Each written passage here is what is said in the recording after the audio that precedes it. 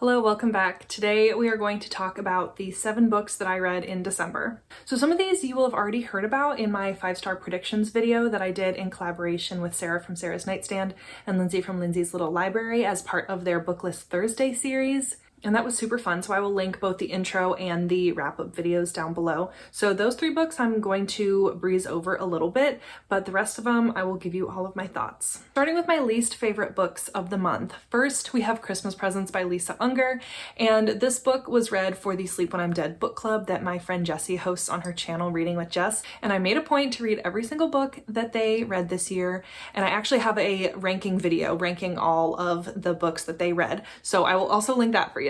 This was a really short book. I got the audiobook from my library and I think I read it in like 2 hours. But basically there are these girls in this town that have gone missing, one a little while ago and then somewhat recently another girl went missing, and so you're following 2 women as they're trying to figure out who this is and what happened, and you also follow one of the girls who is kidnapped and you follow her captor who is dressed up as Santa Claus and giving her Christmas presents and stalking her, and it was just a little bit too ridiculous for me, the whole Santa Claus thing.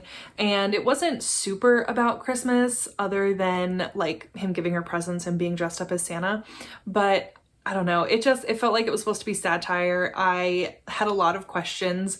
I felt like it needed to be longer to fully develop everything. I didn't have enough time to get attached to the characters or feel bad for them in any way. So not a good one for me personally, but I know some other people that read the book did enjoy it, and I do have a couple of other Lisa Unger books that I think I would be interested in and think I would probably like more than this one. And then my other 2-star read is, this one hurts. This one hurts. It's Keep Your Friends Close by Lucinda Berry, and this is Lucinda Berry's newest release, and I listened to it on Kindle Unlimited. I got the Audible version from Kindle Unlimited, and I love Lucinda Berry. I have a video ranking all of her books, except for obviously her 2 most recent one. I think I did that video like 2 years ago. But this one was just not it. It's about a group of women in like Hollywood type area. And so they're like kind of this elitist group of moms. And they basically are just friends and they get together and they have this moms group. And then one of them is found dead floating in the pool. And that's how the book starts. And everybody in the friend group has some sort of motive, and there's a detective trying to figure out which of these women killed the other woman. And you learn a lot of secrets about them and their husbands, and some of them are swingers, and it just felt like a lot, and it felt like rich drama to the extreme, and it didn't feel realistic at all. And I thought most of the characters just made horrible decisions. It was a little bit too out there, and I just didn't care, and I thought all the characters were annoying, and it just didn't feel like the Lucinda Berry that I know and love. I am hopeful that her next release will be better. Moving on to my 3-star books. First, we have Una Out of Order by Margarita Montemor, and this is a time travel story about a girl that every year on New Year's, she kind of time hops to a different year in her life. So she's 19, and then she's 52, and then she's in her 20s, and then she's in her 40s, and she just hops around every year of her life. And only a few people know that she does this, and so she basically lives her life out of order.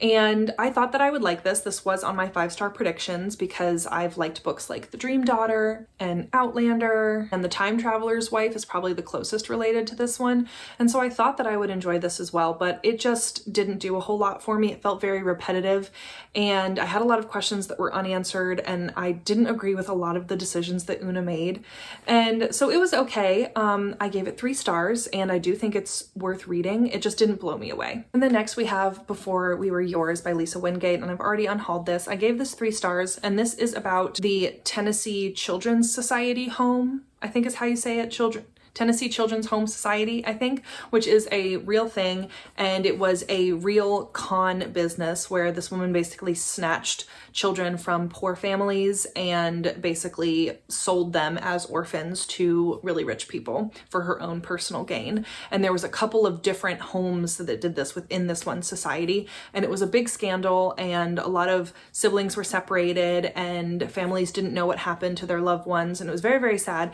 And so I did enjoy enjoy learning about that since I knew that that was a thing that happened and I didn't have a lot of awareness of it until now. But the overall story, I just felt like there was too many characters.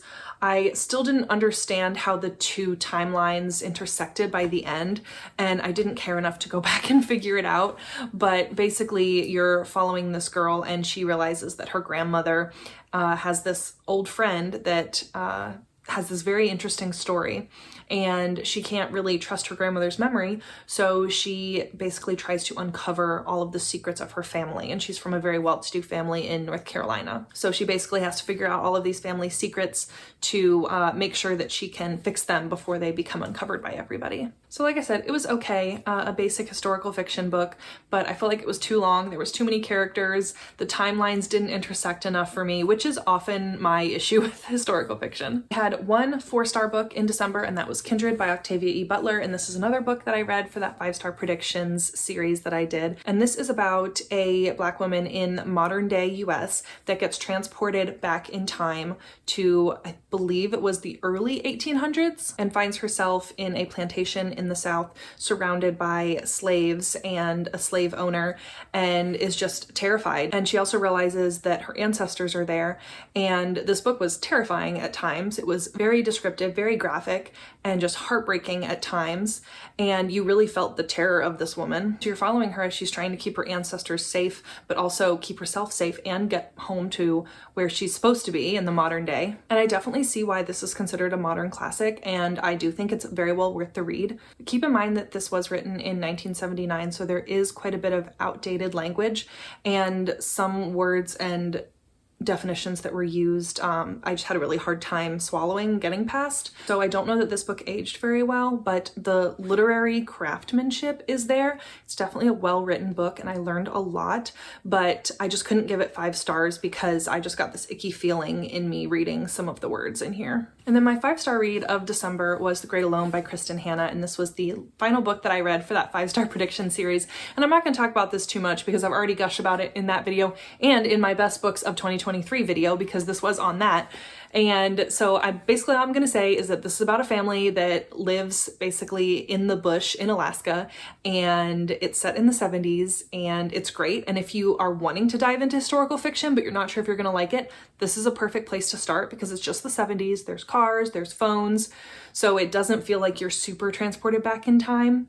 And since they're living off the grid, it doesn't really matter what year it is anyway. And it talks a lot about PTSD and familial trauma, and this was just so good. Sometimes with coming of age stories, it feels YA to me because we're so focused on a teenage girl, but it didn't feel like this. It doesn't get wrapped up with a pretty little bow at the end. It's not a happily ever after story, so know that going into it, and get your tissues ready because it's a tearjerker, but it was really good. Real quick, I'm just going to mention one more book, and I didn't actually rate this one, but this was the 7th book that I read, and it's The Complete Book of Clean, Tips and Techniques for Your Home by Toni Hammersley. And I've wanted this book for a while, and I got it for Christmas from my parents this year, and it's basically just this book with all kinds of cleaning tips and like recipes for different cleaning solutions, and it goes step by step through your house, how to clean absolutely everything, how to clean if you have porcelain, how to clean if you have wood, and just all of the different things, stainless steel, and different techniques for different things around your home. And it has schedules, and it's just really neat. And this is from a woman who has a blog. The blog is called A Bowl Full of Lemons. And I've done the Bowl Full of Lemons organization challenge. I did it last year and I'm doing it again this year.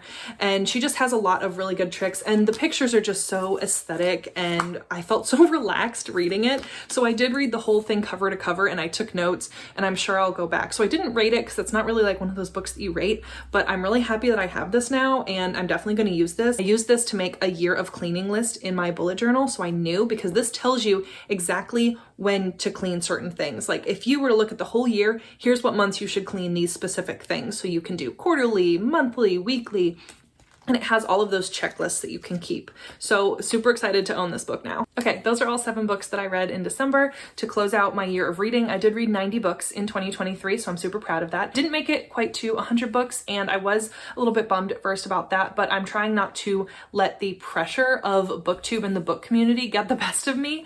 90 books is still a lot, and I had to remind myself that. I was feeling really bummed about not meeting 100 when I have a lot of friends that read 150 and 200 and 200 250 books. But then I had multiple people come up to me and say, like, wow, 90 books, that is incredible. And I was like, you know what, it is. It's more than the average person probably reads. I just forget about that because I'm so immersed in this booktube community. But let me know down in the comments below if you read any of these books and what you thought of them. And let me know what was your favorite book that you read in December. Thank you so much for watching. Please hit that subscribe button. It really helps out my channel, and I'll see you in the next one. Bye.